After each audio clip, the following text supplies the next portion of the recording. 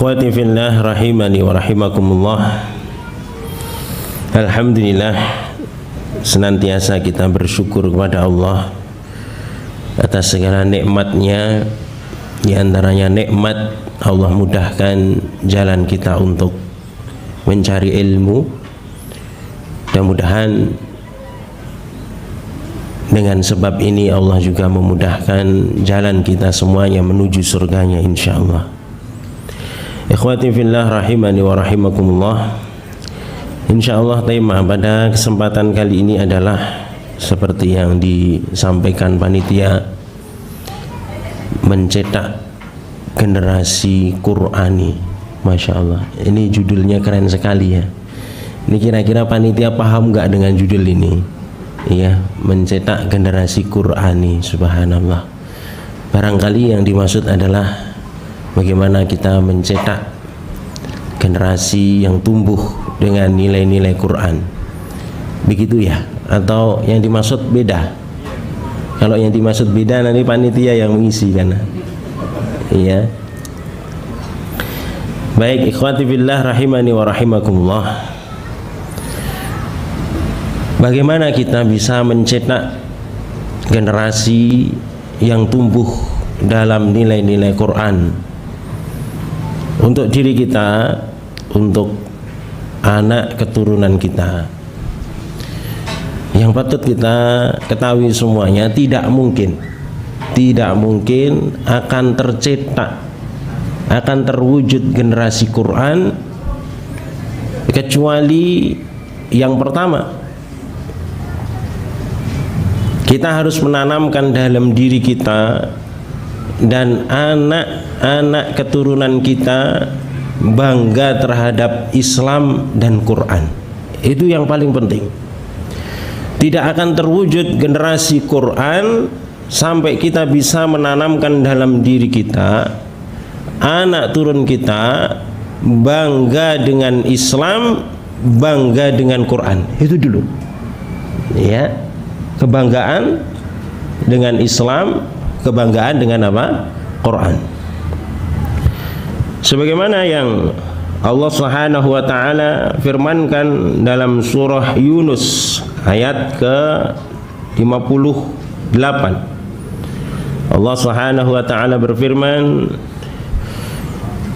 "Qul bi fadlillahi wa bi rahmatihi fabidzalika falyafrahu huwa khairum mimma yajma'un." Allah Subhanahu wa taala berfirman, katakan wahai Nabi, bifadlillah, dengan keutamaan dari Allah, yaitu al-Islam. Fadlullah di sini adalah al-Islam. Wa bi rahmatihi, dan dengan rahmat dari Allah. Apa itu? Yaitu Al-Qur'an. Katakan wahai Nabi, dengan Islam dan dengan Quran. Fabidzalika falyafrahu, hendaklah orang-orang bergembira, senang, bahagia, bangga. Huwa khairum mimma yajma'un, karena nikmat Islam, nikmat Quran itu lebih baik dari yang manusia kumpulkan. Apa maknanya mimma yajma'un, dari yang manusia kumpulkan? Mimma yajma'u ghairuhum minad dunya, yaitu dari yang manusia kumpulkan dari urusan dunia. Islam dan Quran, dua nikmat terbesar yang harus kita tanamkan dalam diri kita. Anak turun kita bangga dengan apa? Islam, bangga dengan Quran. Bagaimana akan tercetak generasi Islam yang kokoh, generasi Quran yang tangguh, kalau orang-orangnya minder dengan Islam, minder dengan apa? Al-Quranul Karim sebagai kitabnya.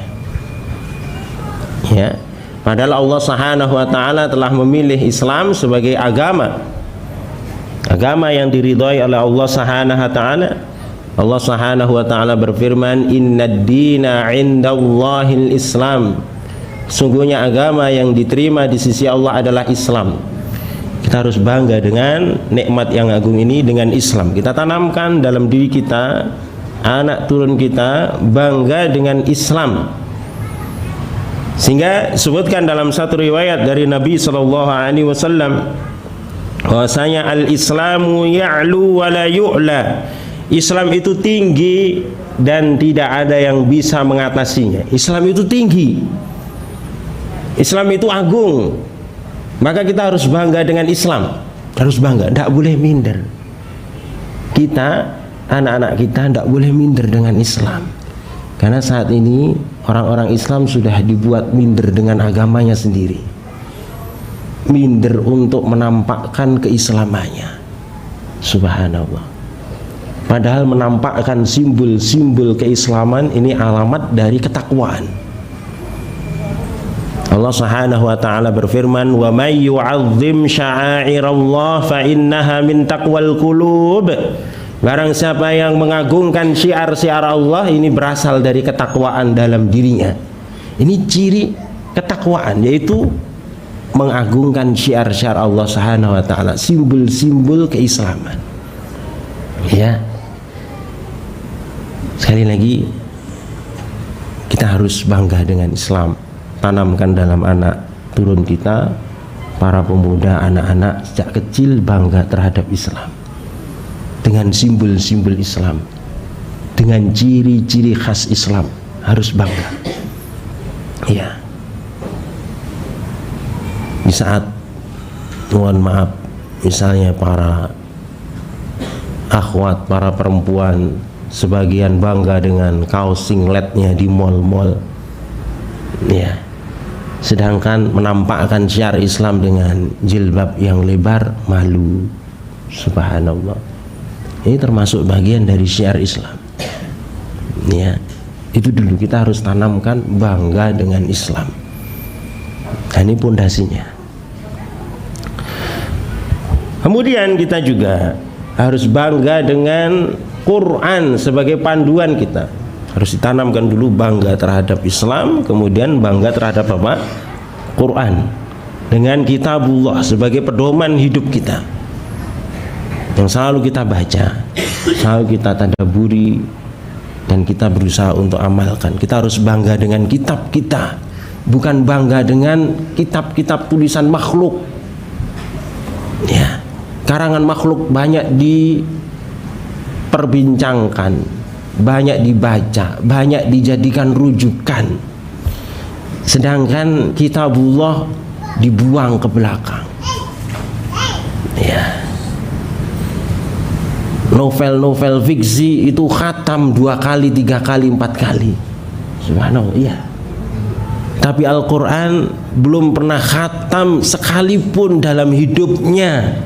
Khatam bacaannya, khatam maknanya. Ya. Sudah dikasih umur oleh Allah 30 tahun, 40 tahun, 50 tahun, 60 tahun.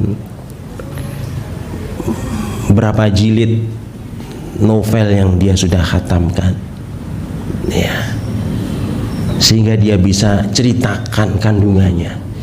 Tapi selama umur yang diberikan oleh Allah, dia belum pernah menghatamkan dalam hidupnya, walaupun hanya sekali. Ya, membaca Quran dengan apa? Maknanya. La haula wala quwata illa billah. Kita harus bangga dengan kitab kita. Ini kemuliaan kita. Islam akan jaya apabila umatnya kembali kepada ajaran agamanya. Allah Subhanahu wa taala berfirman,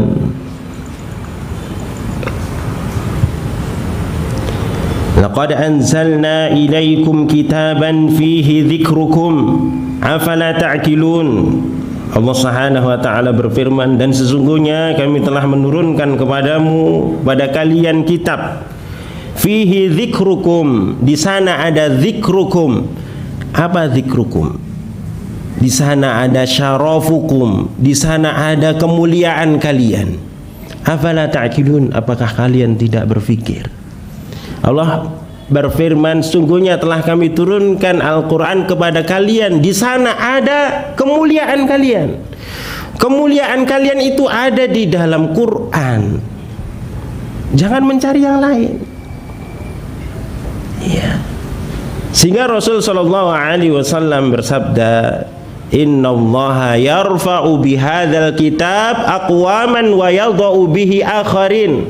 Sesungguhnya Allah mengangkat derajat suatu kaum dengan kitab ini, yaitu dengan Al-Qur'anul Karim, wa yadha'u bihi akharin, dan Allah merendahkan satu kaum dengan Al-Qur'an. Dengan Quran di sana ada kemuliaan kalian, maka kembalilah kepada Quran. Ya, di sana ada kemuliaan kalian.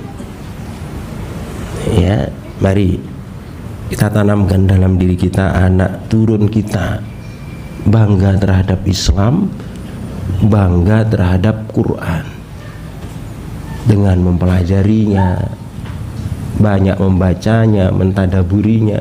Anak-anak kita sudah kita mulai didik dekat dengan Quran. Ya, sejak kecil diajarkan untuk membaca dan menghafal Quran. Subhanallah, bangga dengan Quran, bukan malah minder dengan Quran, minder. Masuk pondok Quran minder. Kamu di sana dipelajari apa? Quran saja gitu. Tanyanya itu loh sudah kayaknya pelek kan banget gitu. Dipelajari apa? Quran saja gitu. Ya. Masya Allah. Ya. Atau yang lebih hebatnya lagi, kalau anaknya nakal nanti tak pondokkan kamu. Kayak nakal nanti tak pondokkan kamu. Subhanallah. Nah justru anaknya nakal karena nggak deket dengan Quran. Ya, subhanallah. Bangga dengan Islam dan Quran. Kita lihat sejarah membuktikan Arab, masyarakat Arab, Rasul dan para sahabatnya ridwanullah alaihim ajmain saat itu hidup di padang pasir. Subhanallah, jauh dari peradaban, nggak dikenal saat itu, jauh dari peradaban. Peradaban saat itu yang terkenal ya Romawi, Persia, subhanallah. Arab nggak diperhitungkan. Ya. Kemudian Allah dengan kasih sayangnya mengutus Nabi kita Muhammad sallallahu alaihi wasallam dengan Islam dan Quran. Maka dengan ini Allah muliakan mereka sehingga kita bisa menikmati indahnya Islam di sini. Sehingga Romawi takluk, Persia takluk dengan apa? Islam dan Quran. Yang awalnya tidak diperhitungkan. Subhanallah. Yang pertama yang harus kita tanamkan untuk diri kita, anak turun kita, adalah bangga dengan Islam, bangga dengan Quran, dan tidak bisa ditawar. Sejak kecil didoktrin itu, didoktrin bangga dengan Islam, bangga dengan Quran, didoktrin sejak kecil, didoktrin. Ya. Kemudian yang kedua, agar bisa terbentuk generasi Quran yang tumbuh dengan nilai-nilai Al-Quranul Karim, adalah meneladani jalan hidup Rasul Muhammad sallallahu alaihi wasallam. Maka tidak akan mungkin seseorang bisa terbentuk dalam dirinya atau generasi setelahnya, generasi-generasi hebat yang tumbuh dalam nilai-nilai Quran, kalau jauh dari petunjuk Rasul Muhammad sallallahu alaihi wasallam atau membuang hadis Nabi sallallahu alaihi wasallam. Ya.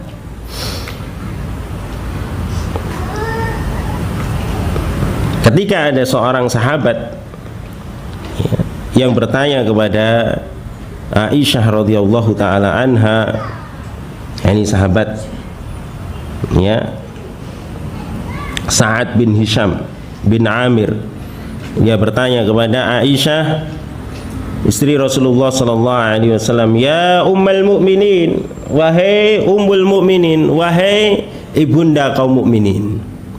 Karena istri-istri Nabi itu Mereka adalah ummahatul mukminin, ibunda apa? Kaum mukminin. Maka di antara hikmahnya setelah wafatnya Nabi Shallallahu Alaihi Wasallam, maka tidak boleh menikah dan tidak boleh apa? Dinikahi. Kenapa? Karena ya tidak boleh menikahi apa? Ibu. Ya. Istri-istri Nabi adalah siapa? Ummahatul mukminin. Dan juga di antara hikmahnya, karena seorang perempuan itu ya besok di surga akan dikumpulkan dengan suami terakhirnya. Dikumpulkan dengan siapa? Suami apa? Terakhirnya. Ya. Kalau sepeninggal wafat Nabi kita alaihi salatu wasallam kemudian menikah lagi, tidak ada manusia yang lebih baik dibandingkan siapa? Nabi kita Muhammad sallallahu alaihi wasallam. Maka tidak boleh istri-istri Nabi itu menikah sepeninggal apa? Wafat Nabi sallallahu alaihi wasallam. Karena mereka istri-istri Nabi di dunia sekaligus istri Nabi di mana? Di akhirat. Istri Nabi di dunia, istri Nabi di mana? Di akhirat. Ya. Seorang akan dikumpulkan dengan istri yang dengan suami yang akhir. Ya.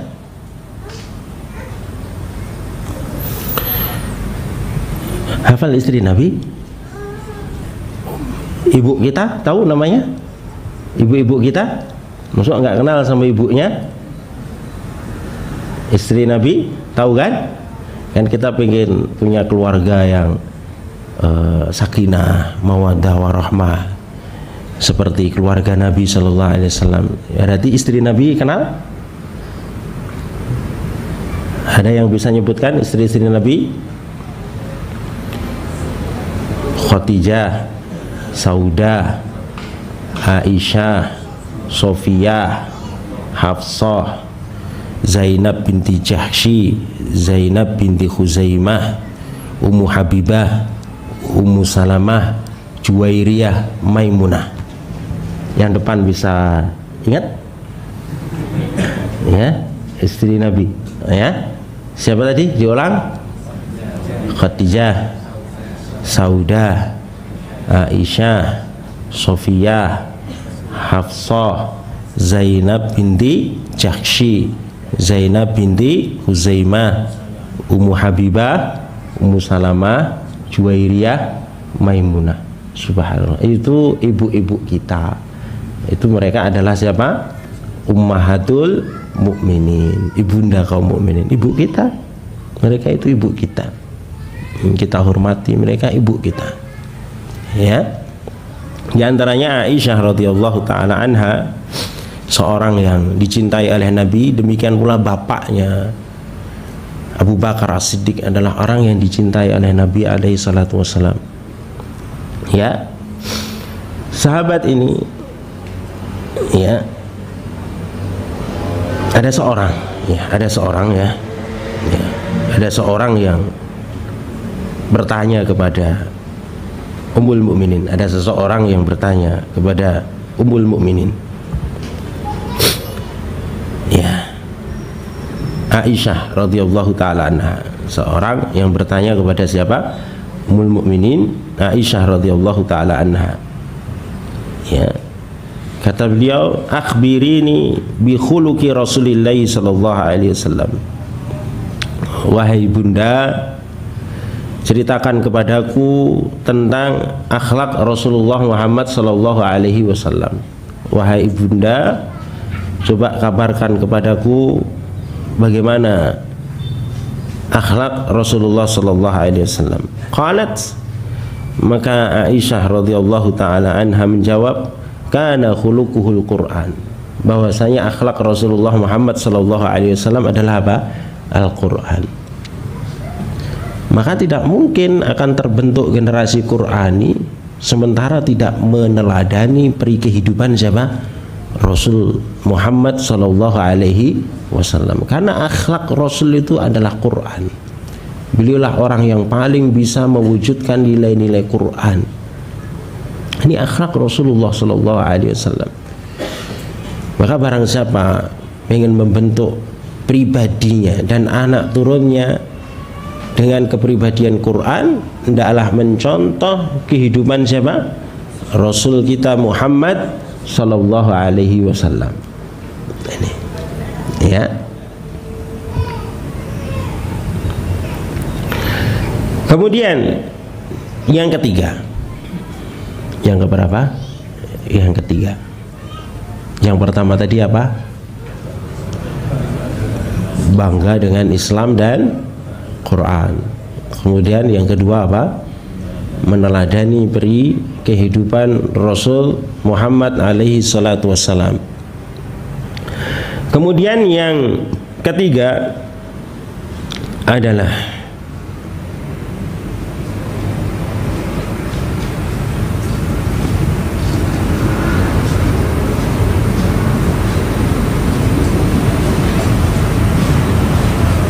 memperbanyak untuk bermuamalah dengan Quran, ya, karena akan membentuk generasi Quran. Berarti harus banyak bermuamalah dengan apa? Quran. Harus banyak bermuamalah dengan Quran. Bagaimana akan terbentuk generasi Quran sedangkan dia jauh dari Quran? Tidak mungkin, ya. Dia harus banyak bermuamalah dengan Quran, ya. Dan kitab Al-Quran ini adalah kitab yang Allah berkahi. Artinya banyak kebaikan di dalam Quran. Siapa saja yang bermuamalah dengan Quran, dia akan mendapatkan keberkahan atau kebaikan dari apa? Al-Quranul Karim. Sebagaimana firman Allah Subhanahu wa taala, ya, Kitabun anzalnahu ilaika mubarakun liyadabbaru ayatih. Kitab Al-Quran ini adalah kitab yang kami turunkan kepadamu wahai Nabi, kitab yang penuh dengan berkah, artinya banyak kebaikannya, ya, agar ditadaburi ayat-ayatnya, ya. Kita ingin banyak mendapatkan keberkahan, kebaikan, banyaklah untuk bermuamalah dengan Quran. Ada banyak cara untuk bermuamalah dengan Quran. Yang pertama adalah dengan cara membaca Quran. Yang pertama dengan cara apa? Membaca Quran. Ini muamalah yang paling mudah, yaitu membaca apa? Quran. Tidak akan rugi orang yang membaca Quran. Waktunya habis untuk membaca Quran tidak akan rugi, ya. Capeknya tidak akan rugi, waktunya habis tidak akan rugi, ya, dengan memperbanyak membaca Quran. Sebagaimana yang Allah Subhanahu wa taala firmankan dalam surah Fatir, ya, ayat 19 sampai 20. Allah Subhanahu wa taala berfirman, Innal ladzina yatluna kitaballah wa aqamus salah wa anfaqu mimma razaqnahum sirran wa alaniyah yarjuna tijaratan lan tabur liwaffiyahum ujurahum wa yazidahum min fadlih innahu ghafurun syakur. Allah Subhanahu wa taala berfirman, sesungguhnya orang-orang yang membaca kitab Allah, orang-orang yang membaca kitab Allah, orang-orang yang mendirikan salat, menginfakkan dari sebagian rizki yang kami berikan, baik secara sembunyi-sembunyi atau terang-terangan, mereka itu mengharapkan, ya, perdagangan yang tidak akan pernah rugi. Tidak akan rugi orang yang banyak membaca Quran, tidak akan rugi. Ya, tidak akan rugi orang yang banyak membaca Quran. Waktunya habis untuk membaca Quran tidak akan rugi. Allah sendiri yang katakan yarjuna tijaratan lan tabur. Mereka itu mengharapkan perdagangan yang tidak pernah akan rugi, yang Allah akan sempurnakan pahala mereka dan menambah bagi mereka min fadlih, dari keutamaannya, bagi orang yang membaca kitab Allah. Bahkan satu hurufnya dihitung sebagai satu kebaikan yang dilipatkan menjadi 10 kali lipat. Man qara'a harfan min kitabillah falahu hasanah wal hasanatu bi asyri amsalihha. Barang siapa yang membaca satu huruf di dalam Al-Quran dapatkan satu kebaikan dilipatkan berapa? 10 kali lipat. Ya. Dan Rasul mengatakan wala aqulu alif lam mim harfun, aku tidak mengatakan alif lam mim itu satu huruf, akan tetapi ya alifun harfun wa lamun harfun wa mimun harfun, akan tetapi alif satu huruf, lam satu huruf, mim satu huruf. Banyak pahala membaca Quran dan tidak akan didapatkan di kitab-kitab lain, tidak akan didapatkan di kitab-kitab lain, bahkan termasuk di dalam hadis. Kalau orang baca hadis itu dihitung dia belajar hadis, pahala belajar apa? Hadis. Tidak dihitung per huruf baca apa? Hadis. Tapi kalau membaca Quran dia mendapatkan pahala per huruf Quran yang dia baca, walaupun bahkan dia tidak paham apa maknanya. Urusan paham itu ada pahalanya tersendiri, tapi dia nggak paham maknanya pun dia mendapatkan apa? Pahala. Ini satu keutamaan dari Al-Quranul Karim, keberkahan dari Quran. Dia nggak paham pun dapat pahala, ya, dapat pahala. Maka di antara hikmahnya apa yang Rasul contohkan, aku tidak mengatakan alif lam mim itu satu apa? Huruf. Sekarang saya tanya, siapa yang paham makna alif lam mim? Ya, siapa yang paham maknanya apa? Alif lam mim. Tidak paham alif lam mim. Ya. Maka di antara hikmahnya orang membaca Quran walaupun tidak paham maknanya dia tetap mendapatkan apa? Pahalanya. Walaupun tidak paham maknanya. Gampang kan mencari pahala per huruf. Tapi banyak orang yang tidak mau. Ya. Cara kita bermuamalah dengan Quran yaitu banyak membaca Quran, ya. Di antara hikmahnya kita membaca Quran per huruf dapat pahala walaupun tidak paham maknanya. Di antara hikmahnya adalah untuk menjaga keotentikan Quran, untuk menjaga apa? Keotentikan, keaslian Quran. Ketika setiap rumah diisi dengan mushaf-mushaf, setiap kaum muslimin membaca Quran dengan bacaan yang sama, maka tidak akan bisa dipalsu karena bacaannya sama, ya. Berbeda jika seandainya ya masuk kitab kemudian ke satu wilayah diterjemahkan ke Indonesia, terjemahkan bahasa Indonesia, tidak disertakan aslinya. Nanti masuk ke Inggris, terjemahkan Inggrisnya, tidak disertakan teks aslinya, ya. Kemudian masuk ke Jepang, ya. Maka lama-kelamaan ya akan hilang keotentikannya. Karena penerjemah pun menerjemahkan dengan apa? Analisa dia. Tapi Al-Quran dimanapun tempatnya terbaca sama, ya. Ini diantara hikmahnya membaca Quran walaupun tidak paham maknanya akan mendapatkan apa? Pahala apa? Quran per huruf diberikan pahala. Subhanallah, betapa murahnya Allah Subhanahu wa ta'ala dengan hamba-hambanya. Allah itu murah sekali sama kita semuanya, hanya kitanya yang nggak tahu diri. Murah mencari pahala, ya. Baca Quran dapat pahala. Subhanallah, ya. Kemudian yang kedua,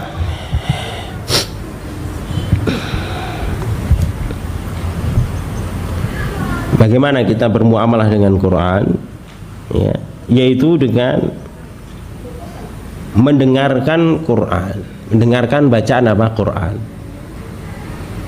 ya. Karena terkadang kita lagi mungkin capek, ya, ketika membaca Quran, maka meminta kawan kita untuk membaca Quran atau mendengarkan murotal, dengarkan dengan seksama, dengan baik. Itu pun dapat pahalanya, mendapat pahalanya, keberkahan Quran, ya. Karena diantara cara untuk mengatasi futur, ya, karena biasanya kalau orang futur dalam satu ibadah itu larinya ke maksiat atau ke hal yang sia-sia. Lagi futur, refreshingnya ke maksiat. Subhanallah, maksiat. Bagaimana cara mengatasi futur? Yaitu al-intiqalu min ibadatin wahidah ila ibadatin ukhra, yaitu berpindah dari satu jenis ibadah ke ibadah yang lain. Kalau lagi nggak pengen baca Quran, maka dengarkan apa? Quran. Maka bisa dengan sholat, bisa dengan berkunjung ke orang yang dianggap saleh, bisa memberikan nasihat, begitu, supaya menghindarkan futur. Jangan sampai ketika futur, ya, kemudian malah larinya ke maksiat. Waliyadzubillah. Di antara cara mengatasi futur yaitu berpindah dari satu jenis ibadah ke ibadah yang lain. Ya. Kalau pas lagi capek baca Quran, maka dengarkan apa? Quran. Itu pun dapat pahalanya. Sebagaimana firman Allah Subhanahu wa taala, ya. Wa idza quri'al Qur'anu fastami'u lahu wa ansitu la'allakum turhamun.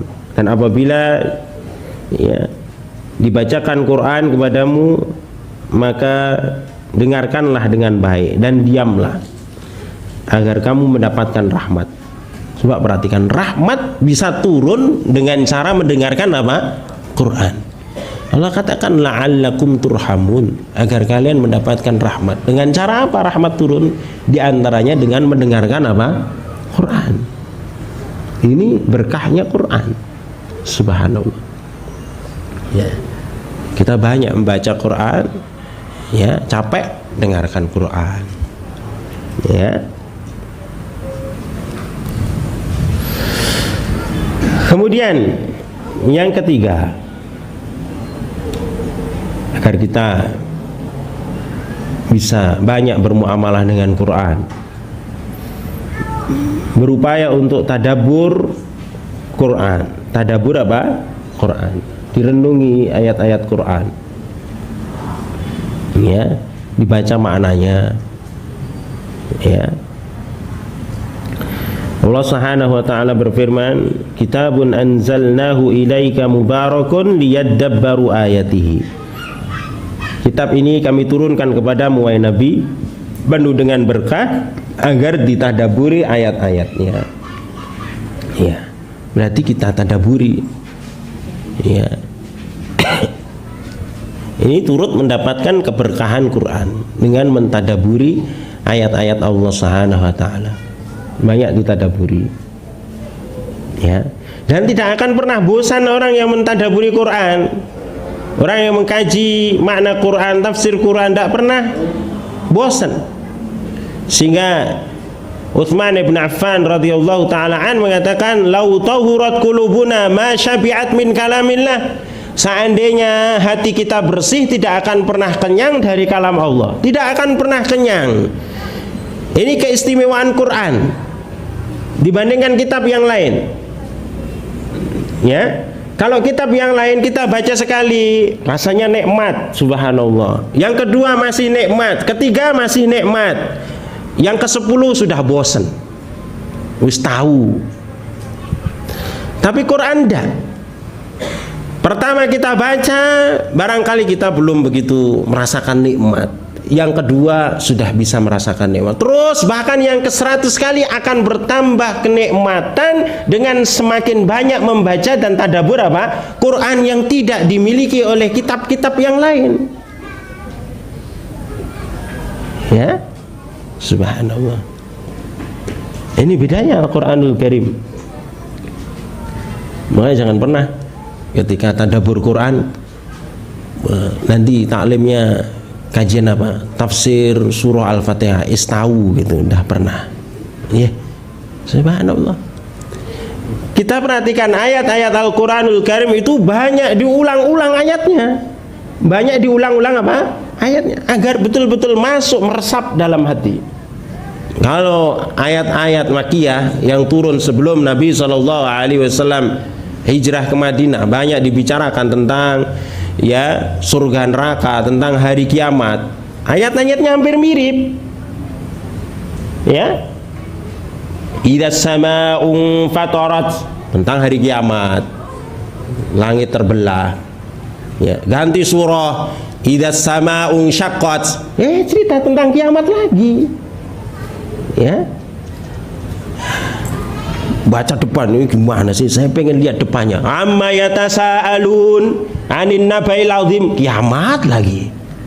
Masya Allah. Ya, ya enggak apa-apa. Ya, dengan memperbanyak tadabbur Quran akan tertanam ya, akidah yang kuat,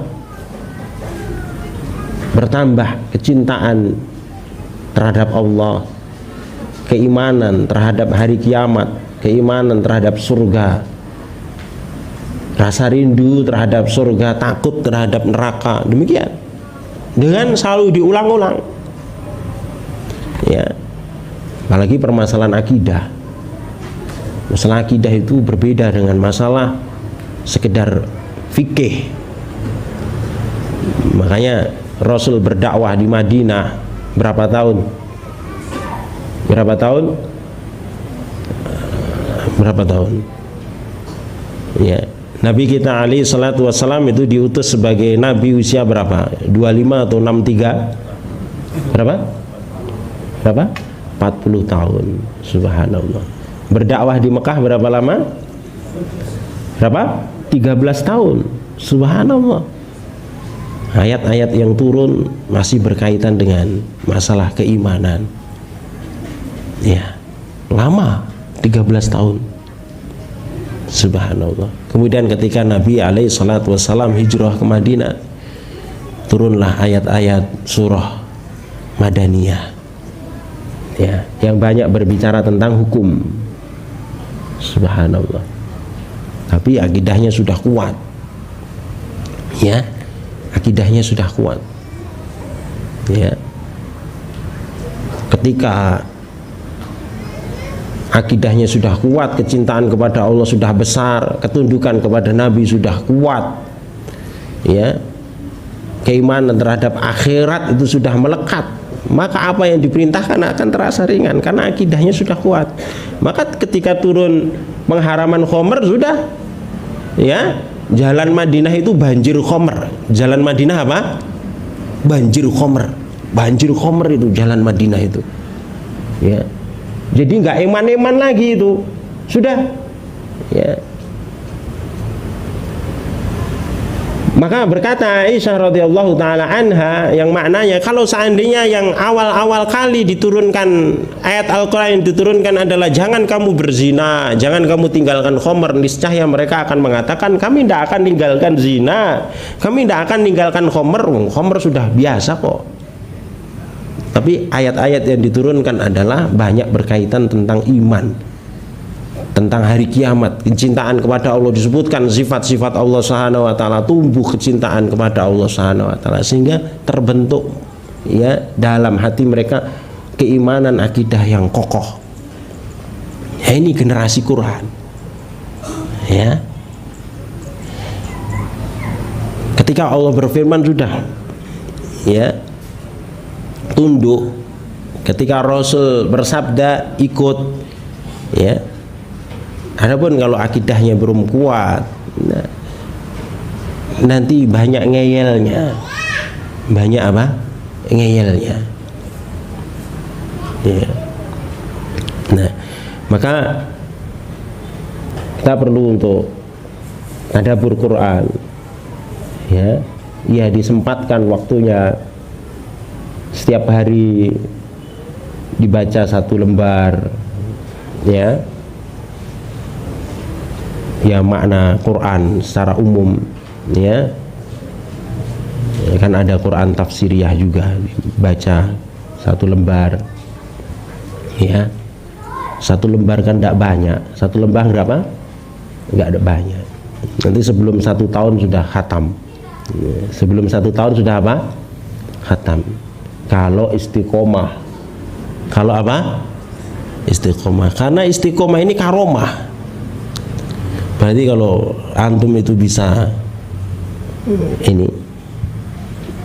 ya, menjalankan ini, berarti antum semua itu sahibul karomah, punya karomah. Karena karomah yang terbesar itu diantaranya apa? Luzumul istiqomah. Bisa apa? Istiqomah itu karomah itu. Jadi karomah yang besar itu bukan bisa jalan di atas air, enggak, tapi bisa untuk apa? Istiqomah. Bisa untuk istiqomah. Ini karomah. Ya. Karomah. Maka antum melazimkan diri untuk membaca Quran dengan maknanya, 1 lembar, besok 1 lembar, besok lagi 1 lembar, kemudian bisa selesai, ya, subhanallah, tidak nyampe 1 tahun, ya. Sekarang usianya sudah berapa? Sudah 40 tahun toh, ya, sudah 50 tahun, ya, masya Allah, dicoba, ya, dicoba. Kalau perlu dikasih schedule, ya, yang ngawasi istrinya, punya istri nggak dimanfaatkan, ya, ya, kan ta'awun dalam birri wa taqwa, ya, yang akhwat juga punya suami nggak dimanfaatkan, saling memanfaatkan, schedule. Kalau sudah laporan, checklist. Checklist selesai di khataman Quran, masya Allah, ya. Gimana, bisa nggak? Insya Allah bisa, ya. Baik, tadabbur Quran. Kemudian bagaimana kita bermuamalah dengan Quran, ya. Yaitu dengan mengamalkannya, dengan mengamalkan Quran.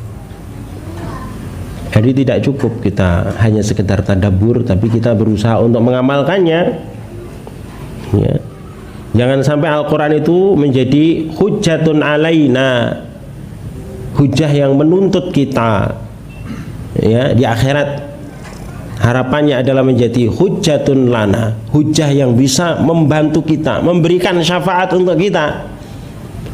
Bukan malah menuntut kita memiliki ilmu, ya, akan tetapi tidak diamalkan. Allah Subhanahu wa taala, ya, berfirman, "Wa hadza kitabun anzalnahu mubarakun fattabi'uhu wattaqu la'allakum turhamun." Dan ini adalah kitab yang kami turunkan kepadamu wahai Nabi, ya, penuh dengan berkah. Fattabi'uhu, maka ikuti. Maka ikuti petunjuk Quran. Wattaqu, maka bertakwalah. Bertakwa artinya jalankan perintah Allah yang terdapat dalam Quran, tinggalkan perintah Allah yang terdapat di dalam Al-Quran, la'allakum turhamun, agar kalian mendapatkan rahmat. Nah, di antaranya rahmat turun bagi orang yang berusaha untuk mengamalkan Quran, berusaha semampunya untuk mengamalkan Quran.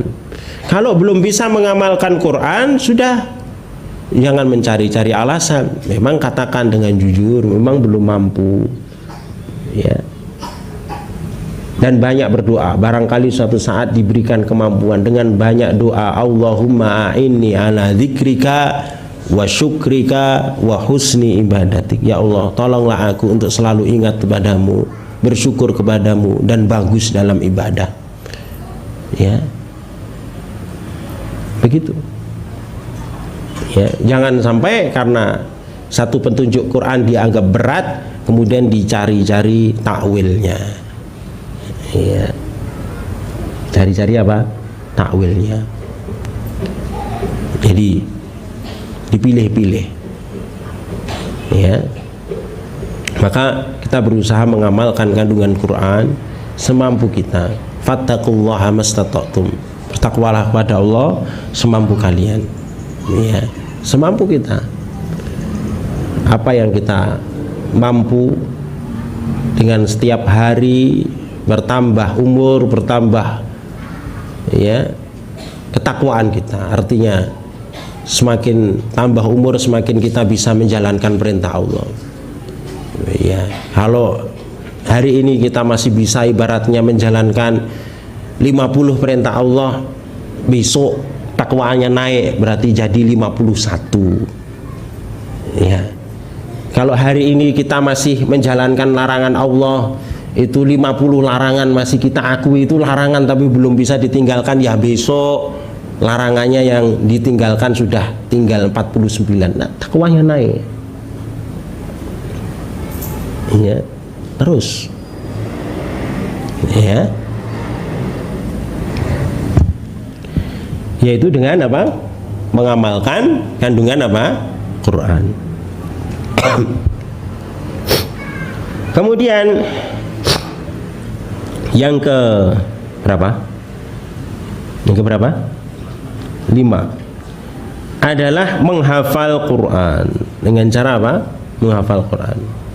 Untuk membentuk generasi Quran ya. Kita didik diri kita, anak turun kita untuk bisa menjadi penghafal Quran. Allah Subhanahu wa taala berfirman, "Bal huwa ayatum bayyinatun fi suduril ladzina utul ilm." Bahkan dia, yaitu ayat-ayat Allah Subhanahu wa taala adalah ayat yang jelas yang tersimpan di dalam dada orang-orang yang diberi ilmu. Jadi Allah sebutkan para penghafal Quran itu sebagai ya orang-orang yang diberi ilmu. Ya, orang-orang yang diberikan apa? Ilmu. Tersimpan di dalam dada orang yang diberi apa? Ilmu. Ini kemuliaan. Ya. Karena kemuliaan suatu tempat itu dilihat dari apa? Isinya. Dilihat dari apa? Isi. Kan itu. Dilihat dari isinya. Ya. Dan tidak ada yang lebih mulia dibandingkan dengan kalamullah. Inna ahsanal hadithi kitabullah. Sungguhnya sebaik-baik ucapan adalah firman Allah. Tidak ada yang lebih mulia dibandingkan kalam Allah. Maka betapa mulianya orang yang di dalam jiwanya tersimpan kalamullah, sebaik-baik kalam. Ya. Ya. Tempat itu dilihat dari isinya. Ada toko 1 dengan toko 2, toko 3, ya dilihat dari isinya. Kalau toko 1 isinya baju, toko 2 isinya warung kelontong, toko 3 isinya emas, ya toko yang isinya emas ini yang harganya mahal, ya. Maka berusahalah untuk menjadi orang-orang yang berusaha untuk menghafal kalamnya, ya, menghafal kitabullah semampu kita, ya. Kita berusaha untuk baca Quran, menghafal Quran, ya, karena Al-Quran adalah teman hakiki kita yang akan menolong kita besok pada hari kiamat, ya. Kata Rasulullah sallallahu alaihi wasallam, "Iqra'ul Qur'an fa innahu ya'ti yaumal qiyamati syafi'an li ashabi." Bacalah Quran karena sesungguhnya Al-Quran itu ya adalah sebagai pemberi syafaat, akan datang sebagai pemberi syafaat pada hari kiamat. Saat orang-orang sudah enggak peduli, ya, saat orang-orang sudah enggak peduli, maka Al-Quran datang. Ketika dulu di dunia setia dengan Quran, membaca Quran, ya, maka Al-Quran pada hari kiamat akan datang. Iqra'ul Quran fa innahu ya'ti yaumal qiyamati syafi'an li ashabi. Bacalah Quran karena sesungguhnya Al-Quran akan datang pada hari kiamat sebagai syafaat penolong bagi sahabat-sahabatnya, ya. Dan orang yang memiliki hafalan Quran akan dimuliakan ketika hari kiamat, ketika orang-orang memasuki surga, yang surga itu punya tingkat-tingkat. Maka yuqalu li sahibil Quran, akan dikatakan kepada para ahli Quran, ya, iqra wartaqi, baca dan naiklah, warattil, dan bacalah dengan tartil, ya. Baca kemudian naik, baca dengan tartil. Fa inna manzilataka inda akhiril akhiri ayatin taqra'uha. Karena kedudukan akhirmu di surga adalah di akhir ayat yang kamu baca. Subhanallah. Sehingga dikatakan oleh sebagian ulama bahwasanya jumlah tangga di dalam surga itu sebanyak ayat di dalam apa? Quran. Jumlah tangga dalam surga itu sebanyak apa? Sebanyak ayat di dalam Quran. Maka ini kemuliaan yang dimiliki khusus oleh para penghafal Quran. Ketika diminta untuk naik, ayo baca, kamu naik, maka setiap ayat dia mendapatkan kenaikan derajat. Dia baca lagi terus sampai kedudukan yang terakhir di ayat yang dia baca. Sehingga tadi dikatakan jumlah tangga di dalam surga adalah sebanyak ayat di dalam apa? Al-Quran. Kemudian yang terakhir, ya, bagaimana bermuamalah dengan Quran, yaitu berusaha untuk selalu mempelajari dan mengajarkannya, mengajarkannya untuk diri kita, anak-anak kita, mempelajari dan mengajarkannya, menjadi manusia-manusia terbaik. Khairukum man ta'allamal Qur'ana wa 'allamah, kata Nabi alaihi salatu wassalam. Sebaik-baik kalian adalah orang yang belajar dan mengajarkan Quran. Ini adalah orang yang mulia, karena Nabi mengatakan sebaik-baik kalian orang yang belajar dan mengajarkan Quran.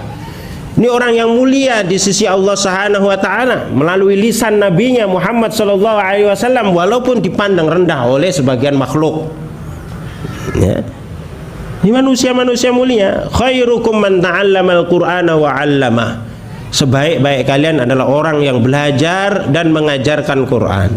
Walaupun hanya mengajarkan Quran lewat TPA, subhanallah. Ini orang-orang yang mulia jika niatnya tulus karena Allah Subhanahu wa taala. Karena dia ibarat gak diperhatikan orang.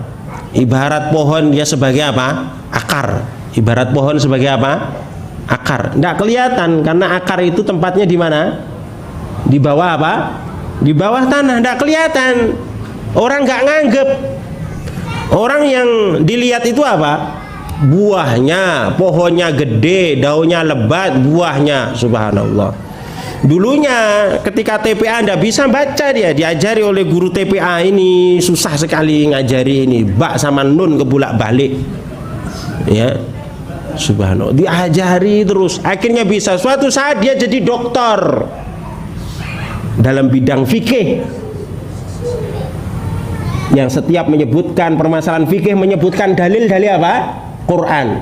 Sang guru TPA mendapatkan pahalanya. Subhanallah, besar pahalanya, tapi tidak dianggap. Makanya dalam disertasinya diucapkan terima kasih kepada dosen pembimbing, profesor siapa, guru TPA tidak pernah disebutkan. Ya, karena sebagai apa? Akar. Karena sebagai apa? Akar.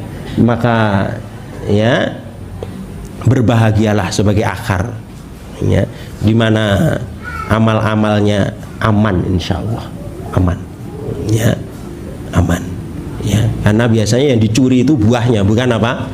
Akarnya, ya. Dibandemi buah, ya. Wong kok golek akar, ya kan? Masya Allah, ya.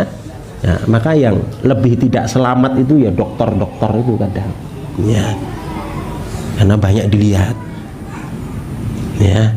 Kalau akar selamat dia, kadang malah dikencingi, masya Allah, subhanallah, la ilaha illallah. Udah, pohon kita beramal karena Allah Subhanahu wa taala. Ya, sebaik-baik kalian adalah yang belajar mengajarkan Quran. Semampu kita ajarkan baca Quran, hafalan Quran. Karena Allah, insya Allah pahalanya besar di sisi Allah. Ini kita membentuk generasi Quran. Allahu ta'ala alam.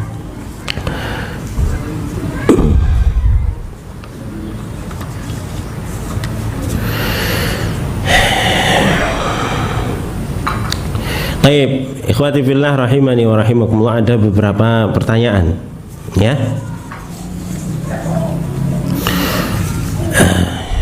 Yang pertama, Ustadz, lebih utama berzikir atau beristighfar ataukah mendengarkan murotal Al-Quran? Subhanallah, ya. Al-Imam An-Nawawi rahimahullahu ta'ala di kitabnya At-Tibyan fi Adabi Hamalatil Quran, ya, menyebutkan bahwasanya membaca Quran itu adalah ibadah yang paling utama, bahkan lebih utama dibandingkan dengan tasbih, tahmid, tahlil. Subhanallah, membaca Quran, ya, karena dihitung pahala apa? Per huruf. Adapun kita bertasbih mendapatkan pahala tasbih. Subhanallah, Tapi membaca Al-Quran dihitung apa? Per huruf. Secara umum. Secara apa? Umum. Secara kemutlakan, pahala membaca Quran lebih utama dibandingkan zikir. Secara umum, pahala membaca Quran itu lebih utama dibandingkan dengan apa? Zikir.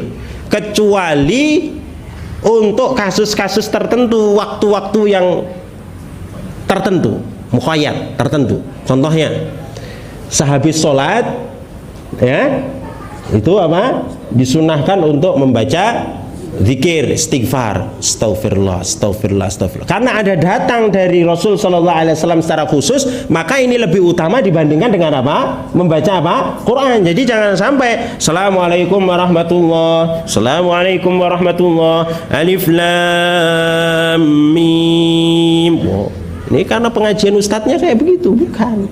Ya, maksudnya secara umum lebih utama membaca Quran, tapi untuk waktu-waktu tertentu, ya, itu ada zikir-zikir yang dia lebih utama, ya, dibandingkan dengan membaca Quran. Tapi secara, ya, umum membaca Quran lebih utama dibandingkan dengan zikir-zikir, baik tasbih, tahmid, tahlil, secara apa? Umum. Allah Ta'ala alam.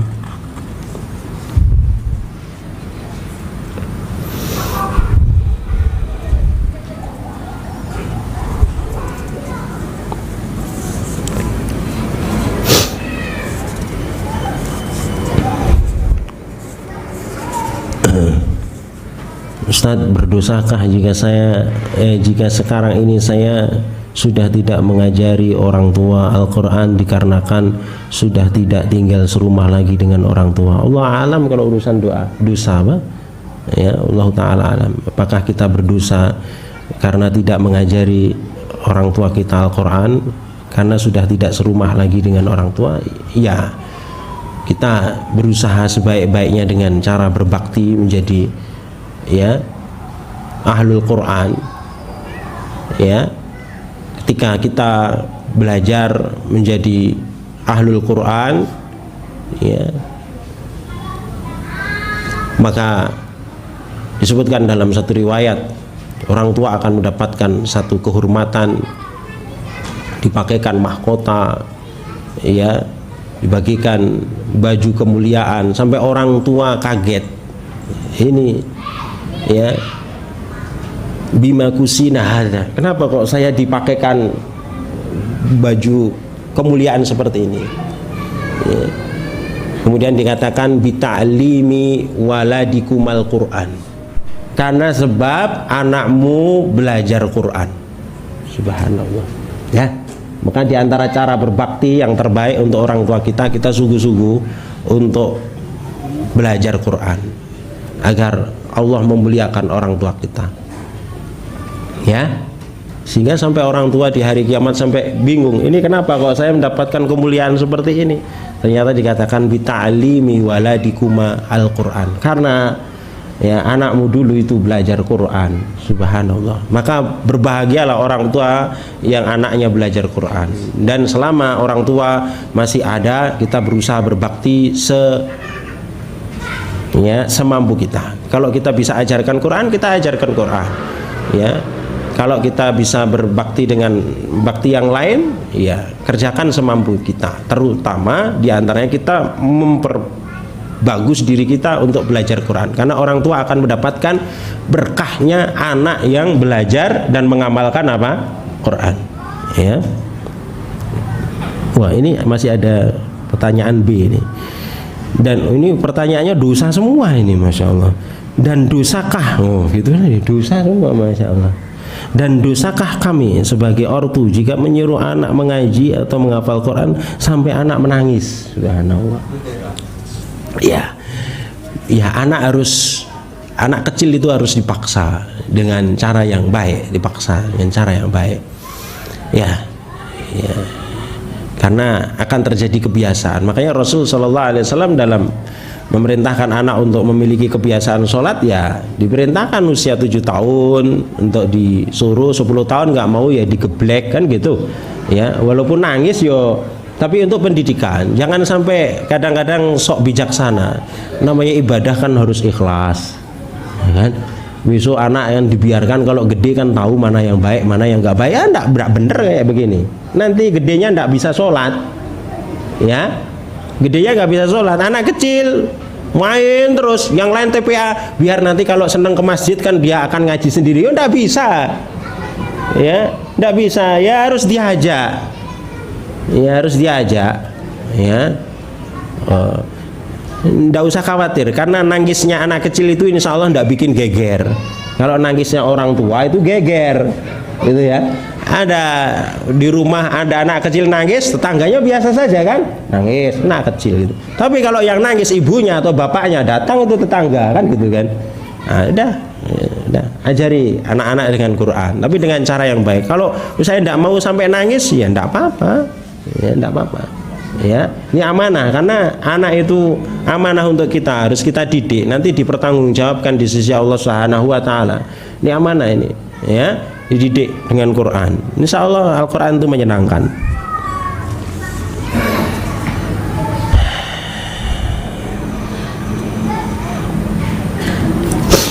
Masya Allah, ini bahasanya ibu-ibu semua ini. Ustadz, bagaimana kalau saya seorang ibu selalu menyuruh rutin pada anak laki-laki saya yang sudah berumur 20 tahun untuk membaca Al-Quran, tapi dia selalu malas?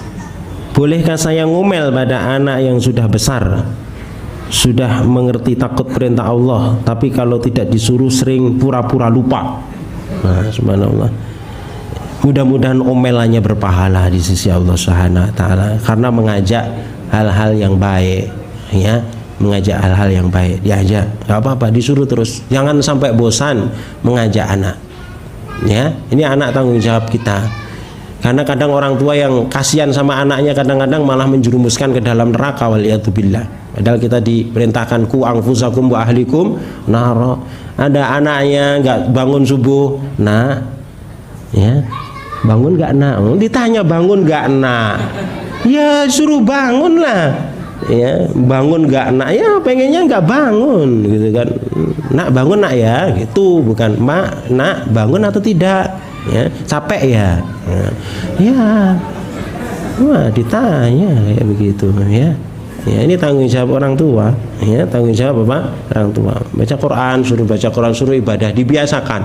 Ya, karena ibadah itu sebetulnya ada rasa nikmatnya, ikhwati fillah rahimani wa rahimakumullah.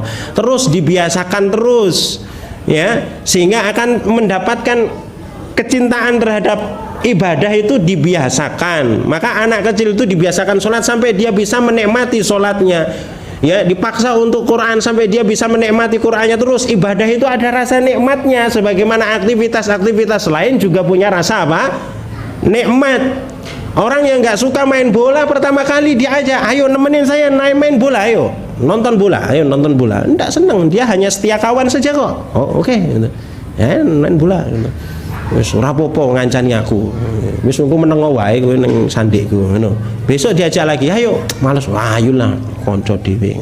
Kedua, ketiga, keempat terus diajak, yang ke-10, yang ke-11, yang ke-20 akhirnya jadi hobi apa? Bola. Kenapa? Sering diajak. Dalam urusan dunia bisa, dalam urusan akhirat males. Diajak, nggak apa-apa. Diajak terus, ya. Ya, jangan sampai kalah. Orang tua jangan sampai kalah. Jangan jadi orang tua dayus, ya.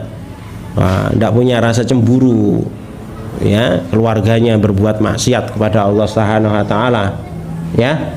Nggak punya rasa cemburu, ya. Sok toleransi, oh nanti dah bisa menentukan baik buruknya sendiri. Wah, tidak bisa kayak begitu. Orang tua ini harus dimintai tanggung jawab, ya.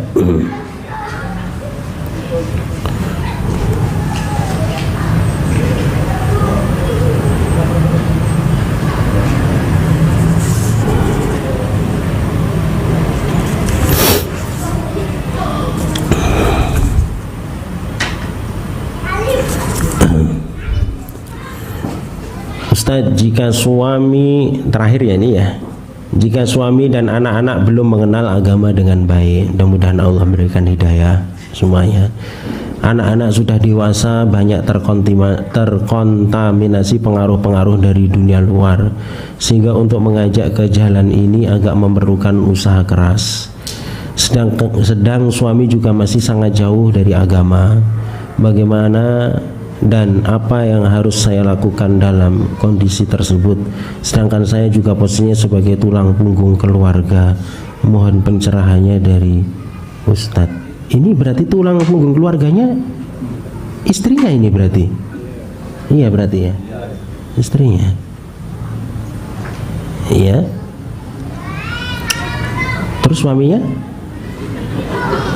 Iya. Iya. Tulang punggungnya ada dua, gimana nih? Ya. Barakallahu fikum barakallahu. Jadi banyak berdoa semuanya. Karena doa itu senjatanya seorang mukmin. Kita mendapatkan hidayah itu juga nggak langsung mabruk gitu. Jadi nggak langsung apa? Butuh proses. Jadi kita pikirkan dulu bagaimana kita mendapatkan hidayah untuk mengenal tauhid, hidayah untuk mengenal sunnah Rasul Sallallahu Alaihi Wasallam. Butuh proses. Mungkin pengajian pun mojok-mojok dulu. Ya, takut gitu kan, mungkin pura-pura main di tempat parkir gitu kan, denger gitu kan, takut gitu kan. Subhanallah, setelah kita dapat hidayah, aktif di pengajian, jadi galak. Subhanallah, galak ya. Anggota keluarganya yang nggak mau maju langsung, masya Allah ya. Kita harus ingat masa lalu kita lah ya. Dakwah harus dengan hikmah ya. Kita bagaimana kita ingat kita dengan proses, demikian pula juga keluarga kita, anak-anak kita ya, dengan kesabaran ya. Banyak wasta'inu bis-sabri wassalah, minta tolong dengan Allah dengan sabar, dengan cara ikhtiar penuh kesabaran. Diajak terus dengan sholat ya, kita doakan sholat, karena senjata kita itu doa ya, pada Allah, minta kepada Allah Subhanahu wa taala, karena Allah yang membolak-balikkan hati. Kadang-kadang manusia itu mengandalkan banyak ikhtiar tapi lupa dengan apa? Doa. Lupa kita sebut doa kita itu cuma ngajak-ngajak tapi lupa dengan apa? Doa kepada Allah Subhanahu wa taala. Padahal Allah lah yang pemilik hati para hambanya. Banyak berdoa. Ini semua ya, kita pengen keluarga kita baik, kita pengen anak kita baik, kita pengen bahkan lembaga pendidikan kita baik. Kita lupa dengan apa? Doa. Kita lupa dengan apa? Doa ya. Kalau rapat sering ya, tapi kalau doa tidak pernah gitu, masya Allah. Jadi jangan melupakan doa. Kita doa ya, doa semoga diberikan hidayah untuk keluarga kita, anak-anak kita, untuk orang-orang sekitar kita dengan doa ya. Kayak Nabi Shallallahu Alaihi Wasallam juga banyak mendoakan ya, banyak mendoakan ya. Kita ingat itu Abu Hurairah radhiyallahu taalaan ya, Abu Hurairah radhiyallahu taalaan, ibunya saat itu masih dalam keadaan musyrikah, didakwai ya, sampai lapor kepada Nabi Shallallahu Alaihi Wasallam, ya Rasul, yang maknanya saya itu ketika mengajak ibu saya mendengar saya menangis ya, dengan ucapan-ucapan yang tidak pantas disebutkan oleh ibu saya, menangis. Dia pertama kali datang kepada Nabi dalam keadaan menangis sedih. Kemudian minta didoakan oleh Nabi kita alaihi salatu wassalam ya. Akhirnya kemudian pulang kembali, ternyata ibunya mendapatkan hidayah, datang lagi kepada Nabi kita alaihi salatu wassalam dalam menangis, tapi menangis untuk yang kedua kali ini, menangis dalam keadaan apa? Bahagia. Kekuatan doa. Kekuatan apa? Doa. Maka banyaklah berdoa kepada Allah Subhanahu wa taala, karena Allah yang membolak-balikkan hati. Demikian ikhwati fillah, Allah taala alam. Mohon maaf jika banyak kekurangan. Mudah-mudahan Allah selalu berikan petunjuk, hidayah untuk kita semuanya, selalu memberikan keistiqomahan kita dalam kebaikan sampai kita bertemu dengan Allah Subhanahu wa taala, diwafatkan dalam keadaan Islam, diwafatkan dalam keadaan petunjuk Nabi kita Muhammad sallallahu alaihi wasallam. Anak turun kita diberikan hidayah sehingga kita bisa berkumpul dengan anak turun kita di surganya kelak ya. Kita tutup, wassallallahu ala nabiyyina wa habibina al-mustafa Muhammad wa ala alihi wa sahbihi wa sallam. Subhanakallahumma wa bihamdika asyhadu an la ilaha illa anta astaghfiruka wa atubu ilaik. Assalamualaikum warahmatullahi wabarakatuh.